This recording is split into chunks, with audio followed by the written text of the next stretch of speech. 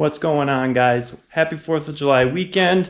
I hope you are enjoying your time off and you didn't blow off any fingers. That would be fantastic. What we're working on today, as you can see from the title, is since I moved the gas tank from behind the cab to under the bed here, once the bed is on, there's going to be no way to access this filler. So I need to make access for that.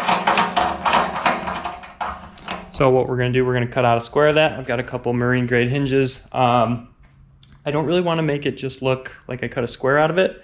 So I'm going to do something. I'm not exactly sure what I'm going to do yet, but we'll get that going.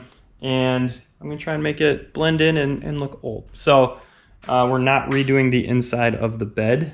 So yeah, we got to make it work and make it all blend. So here we go.